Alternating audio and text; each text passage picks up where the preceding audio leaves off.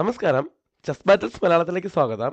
2025 ലോകകപ്പിന്റെ രണ്ടാം റൗണ്ടിൽ നടന്ന മറ്റൊരു ബ്രില്യന്റ് ഗെയിമാണ് ഇന്നത്തെ വീഡിയോയിൽ കാണിക്കാൻ പോകുന്നത്. ഇന്ത്യൻ ഗ്രാൻഡ് മാസ്റ്റർ പെന്തല ഹരികൃഷ്ണയും റഷ്യൻ ഗ്രാൻഡ് മാസ്റ്റർ ആഴ്സനി നെസ്റ്ററോവും തമ്മിലായിരുന്നു മത്സരം. ഈ ഗെയിമിൽ ഹരികൃഷ്ണ വൈറ്റ് സൈഡും നെസ്റ്ററോവ് ബ്ലാക്ക് സൈഡും കളിക്കുന്നത്. വൈറ്റ് E4 മുതൽ ഗെയിം സ്റ്റാർട്ട് ചെയ്യുന്നു. ബ്ലാക്ക് E5 മൂവ് ചെയ്യുന്നു. വൈറ്റ് നൈറ്റിനെ F3 ഡെവലപ്പ് ചെയ്യുന്നു. ബ്ലാക്ക് നൈറ്റിനെ F6 ഡെവലപ്പ് ചെയ്യുന്നു. പെട്രോ ഡിഫൻസ് ആണ്. വൈറ്റ് ഇപ്പോൾ തന്നെ ക്ലാസിക്കൽ വേരിയേഷനിലേക്ക് പോകുന്നില്ല, പകരം D4 മൂവ് ചെയ്തുകൊണ്ട് സ്റ്റൈനിസ് വേരിയേഷൻ സെലക്ട് ചെയ്യുന്നു. ബ്ലാക്ക് ഇവിടെ ഒരു എക്സ്ചേഞ്ചിലേക്ക് തന്നെ പോയാണ്. നൈറ്റ് വെച്ച് പോൺ ഓട്ടുന്നു. വൈറ്റ് പോൺ വെച്ച് തിരിച്ചു വിട്ടുന്നു. ഇപ്പോഴും ബ്ലാക്കിൻ്റെ നെറ്റിന് F2 സ്ക്വയറിലേക്ക് ഒരു കൺട്രോൾ ഉണ്ട്. ബിഷപ്പിനെ C5 ഡെവലപ്പ് ചെയ്തുകൊണ്ട് F2 സ്ക്വയറിലേക്ക് ഒരൊറ്റ കൂടെ കൊടുക്കുന്നു. ഇവിടെ ബിഷപ്പിനെ C4 ഡെവലപ്പ് ചെയ്തുകൊണ്ട് F7 സ്ക്വയറിലേക്ക് തിരിച്ചറ്റാക്ക് എടുക്കുന്നതായിരുന്നു വൈറ്റിൻ്റെ മെയിൻ മൂവ്. ഈ സമയത്ത് ബ്ലാക്ക് F2 പോൺ എടുത്തുകൊണ്ട് ഇങ്ങനെ ഒരു ഫോർക്ക് ശ്രമിക്കുകയാണെങ്കിൽ ബിഷപ്പ് വെച്ച് F7 പോൺ എടുത്തുകൊണ്ട് ആ ബിഷപ്പിനെ സാക്രിഫൈസ് ചെയ്യാം. ബ്ലാക്ക് അത് അക്സെപ്റ്റ് ചെയ്യുകയാണെങ്കിൽ ക്വീനെ D5 കൊണ്ടുവന്ന് ഇങ്ങനെ ഒരു ഫോർക്കും ചെക്ക് കൊടുക്കാം. ഇവിടെ ഇപ്പോൾ കിങ്ങിന് മൂവ് ചെയ്യാൻ 3 സ്ക്വയറുകളേ ഉള്ളൂ. അതിൽ F8 പോവുകയാണെങ്കിൽ ബിഷപ്പിനോട്ട് ചെക്ക് കൊടുത്ത ശേഷം ഈ നെറ്റിനെ കൂടെ നേടിയെടുക്കാം.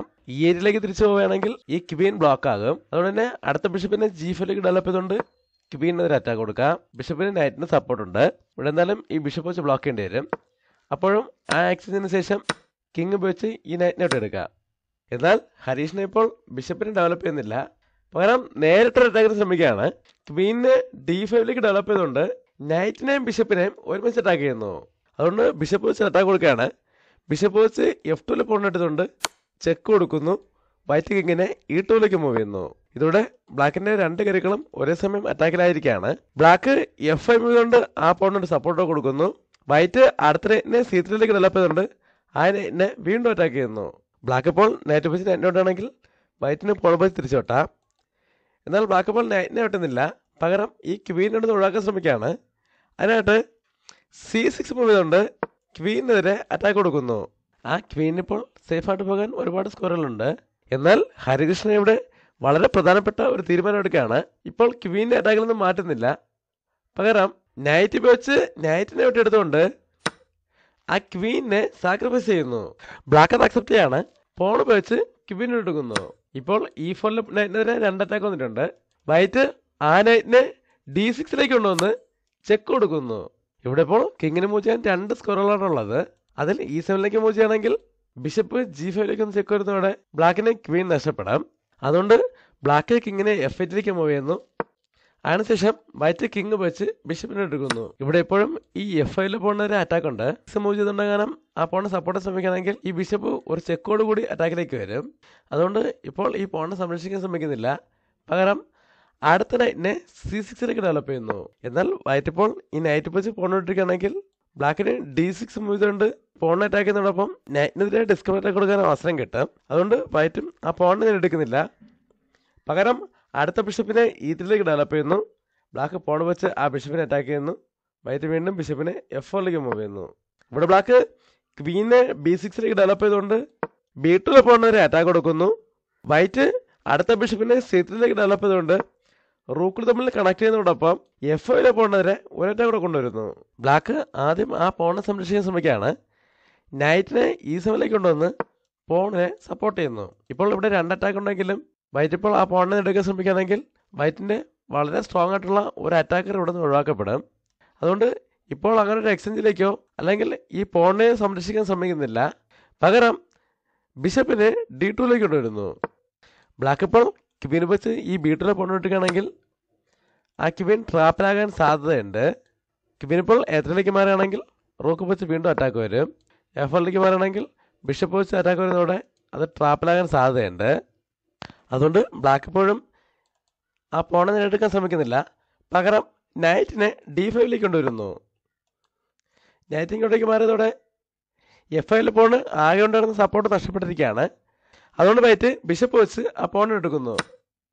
ബ്ലാക്ക് വേഗം ആ നൈറ്റിനെ E3 കൊണ്ടുവന്ന് ബിഷപ്പിനെതിരെ അറ്റാക്ക് കൊടുക്കുന്നു. വൈറ്റ് ബിഷപ്പിനെ D3 തിരിച്ചു കൊണ്ടുവരുന്നു. ബ്ലാക്കിന് ഇവിടെ ഒരു പോൺ കൂടെ നഷ്ടമായെങ്കിലും ബ്ലാക്കിൻ്റെ ഈ നൈറ്റ് വളരെ സ്ട്രോങ് ആയിട്ട് മാറിയിട്ടുണ്ട്. ഇവിടെ ബ്ലാക്ക് അടുത്ത റൂക്കിനെ കൂടെ ഗെയിമിലേക്ക് കൊണ്ടുവരാൻ ശ്രമിക്കുകയാണ്. അതിനായിട്ട് ആദ്യം കിങ്ങിനെ E7 മൂവ് ചെയ്യുന്നു. വൈറ്റ് റൂക്കിനെ E1 കൊണ്ടുവരുന്നു. ഇവിടെ ബ്ലാക്കും റൂക്കിനെ ഓപ്പൺ ഫൈലിലേക്ക് കൊണ്ടുവരികയാണ്. റൂക്കിനെ F8ലേക്ക് മൂവ് ചെയ്തുകൊണ്ട് വൈറ്റിൻ്റെ നൈറ്റിനെ പിൻ ചെയ്യുന്നു. ഇപ്പോൾ ബ്ലാക്കിൻ്റെ റൂക്ക് ഓപ്പൺ ഫയലിലേക്ക് വന്നെങ്കിലും ബ്ലാക്കിൻ്റെ കിങ്ങിന് മൂവ് ചെയ്യാൻ കഴിയുമായിരുന്ന പ്രധാനപ്പെട്ട ഒരു സ്ക്വയർ ബ്ലോക്ക് ആയിരിക്കുകയാണ്. ഈ അവസരം വൈറ്റ് വളരെ മികച്ച രീതിയിൽ തന്നെ ഉപയോഗപ്പെടുത്തുകയാണ്. ഈ വീഡിയോ ഒന്ന് പോസ്റ്റ് ചെയ്ത ശേഷം വൈറ്റിൻ്റെ അടുത്ത മൂവ് എന്താണെന്ന് കണ്ടുപിടിക്കാൻ ശ്രമിക്കുക. ഇവിടെ വൈറ്റ് ഈ ബിഷപ്പിനെ വേഗത്തിൽ ഗെയിമിലേക്ക് കൊണ്ടുവരുന്നതിനായിട്ട് ഒരു സാക്രിഫൈസ് ചെയ്യാണ്. റൂക്ക് ഉപയോഗിച്ച് നൈറ്റിനെ എടുത്തുകൊണ്ട് ആ റൂക്കിനെ സാക്രിഫൈസ് ചെയ്യുന്നു. എക്സ്ചേഞ്ച് സാക്രിഫൈസ് ആണ്. ബ്ലാക്ക് പോൺ വെച്ച് റൂക്കിനെ ഒട്ടുന്നു. വൈറ്റ് ബിഷപ്പ് വെച്ച് തിരിച്ചുകൊട്ടിക്കൊണ്ട് ക്വീനെതിരെ അറ്റാക്ക് കൊടുക്കുന്നു. ബ്ലാക്ക് ഇപ്പോൾ ആ ക്വീനെ അറ്റാക്കിൽ നിന്ന് മാറ്റുകയാണെങ്കിൽ, ഉദാഹരണത്തിന് ഇപ്പോൾ തന്നെ ആ ക്വീൻ വെച്ച് ബീട്ടിലെ പോൺ എടുക്കുകയാണെങ്കിൽ വൈറ്റിന് ബിഷപ്പ് വെച്ച് ഇങ്ങനൊരു ചെക്ക് കൊടുക്കാം. ഈ ചെക്ക് വളരെ സ്ട്രോങ് ആണ്. ഇവിടെ ഇപ്പോൾ കിങ്ങിന് മൂവ് ചെയ്യണമെങ്കിൽ ഒരു സ്ക്വയറിലേക്ക് മാറാൻ പറ്റുള്ളൂ. E6ലേക്ക് തന്നെ മാറേണ്ടി വരും. ആ സമയത്ത് ബിഷപ്പ് വെച്ച് ചെക്ക് വരുമ്പോൾ ചെക്ക്മേറ്റ് ആവും. അതുകൊണ്ട് ബ്ലാക്ക് ഇപ്പോൾ ഈ ക്വീൻ്റെ അറ്റാക്കിൽ നിന്ന് മാറ്റുന്നില്ല. റൂക്ക് വെച്ച് നൈറ്റിനോട്ട് എടുത്തുകൊണ്ട് ചെക്ക് കൊടുക്കുന്നു. വൈറ്റ് കിങ് വെച്ച് റൂക്കിനെ എടുക്കുന്നു. അതിനുശേഷം ക്വീൻ വെച്ച് ബീട്ടിലെ പോയിന്റ് എടുത്തുകൊണ്ട് റൂക്കിനെതിരെ അറ്റാക്ക് കൊടുക്കുന്നു. വൈറ്റ് ഇവിടെ റൂക്കിനെ അറ്റാക്കിൽ നിന്ന് മാറ്റുന്നതിന് മുമ്പായിട്ട് തന്നെ നേരത്തെ പ്ലാൻ ചെയ്ത അറ്റാക്കിലേക്ക് പോവുകയാണ്. ആദ്യം ബിഷപ്പിനെ G5ലേക്ക് കൊണ്ടുവന്ന് ചെക്ക് കൊടുക്കുന്നു. ഇപ്പോൾ ഇവിടെ റൂക്കില്ലാത്തതുകൊണ്ട് തന്നെ കിങ്ങിന് വേണമെങ്കിൽ അങ്ങോട്ടേക്ക് മൂവ് ചെയ്യാമായിരുന്നു. എന്നാൽ ബ്ലാക്ക് അങ്ങോട്ടേക്ക് പോകുന്നില്ല. കിങ്ങിനെ E6ലേക്ക് മൂവ് ചെയ്തുകൊണ്ട് E5ലെ പോണിനെ കൂടെ അറ്റാക്ക് ചെയ്യുന്നു. ആ നൈറ്റിനുള്ള ഏക സപ്പോർട്ട് ആ പോണാണ്. അതുകൊണ്ട് വൈറ്റ് റൂക്കിനെ E1ലേക്ക് മൂവ് ചെയ്തുകൊണ്ട് ആ പോണിന് ഒരു സപ്പോർട്ട് കൊടുക്കുന്നു. ഇവിടെ ഇപ്പോൾ ഈ പൊസിഷൻ നോക്കുകയാണെങ്കിൽ വൈറ്റിന് ഉള്ള 4 പീസുകളും വളരെ ആക്റ്റീവാണ്. എന്നാൽ ഇവിടെ ബ്ലാക്കിനുള്ള ഈ 2 പീസുകൾ ഡെഡ് പീസുകളാണ്. 2 പീസുകൾക്ക് മൂവില്ല. ഈ ക്വീൻ മാത്രമേ ആക്ടിവേറ്റുള്ളൂ. ബ്ലാക്ക് വേഗം ആ പീസിലെ കൂടെ ഗെയിമിലേക്ക് കൊണ്ടുവരാൻ ശ്രമിക്കുകയാണ്. അതിനായിട്ട് B5 മൂവ് ചെയ്തുകൊണ്ട് ഈ ബിഷപ്പിൻ്റെ ഡയഗണൽ ഓപ്പൺ ചെയ്യുന്നു. ഇവിടെ ഇപ്പോൾ ബിഷപ്പിനെ ആക്റ്റീവാക്കാനുള്ള അവസരം കിട്ടിയെങ്കിലും ഈ ഡയഗണൽ ഓപ്പൺ ആയതോടെ ഇവിടെ വലിയൊരു വീക്ക്നെസ് വന്നിട്ടുണ്ട്. വൈറ്റ് വേഗം അത് ഉപയോഗപ്പെടുത്താൻ ശ്രമിക്കുകയാണ്.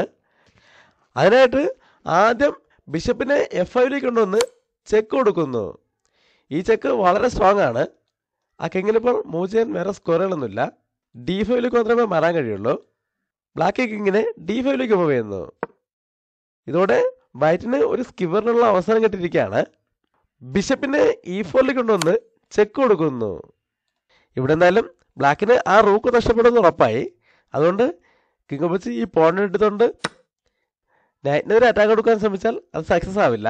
കാരണം ആ റൂക്കിനെ എടുക്കുന്ന മുമ്പായിട്ട് തന്നെ വൈറ്റിന് ബിഷപ്പ് വെച്ച് ഒരു ചെക്ക് കൊടുത്തുകൊണ്ട് തന്നെ ആ നൈറ്റിന് സപ്പോർട്ട് ചെയ്യാൻ അവസരം കിട്ടും. ഇനി കിങ് ഈ ചെക്കിൽ നിന്ന് എങ്ങോട്ട് തന്നെ മാറിയാലും ആ റൂക്കിനെ എടുക്കാം. അതിനോടൊപ്പം വൈറ്റിൻ്റെ റൂക്കിന് ഓപ്പൺ ഫയൽ കിട്ടുകയും ചെയ്യും. അങ്ങനെ ഒരു പ്രശ്നമുള്ളതുകൊണ്ട് ഇപ്പോൾ ആ പോയിന്റ് എടുക്കുന്നില്ല. പകരം കിങ്ങിനെ E6ലേക്ക് മൂവ് ചെയ്യുന്നു. വൈറ്റ് ബിഷപ്പ് വെച്ച് റൂക്കിനെ എടുക്കുന്നു. ആ റൂക്ക് നഷ്ടപ്പെട്ടതോടെ ബ്ലാക്കിൻ്റെ ബിഷപ്പിന് സപ്പോർട്ടില്ലാതായിരിക്കുകയാണ്.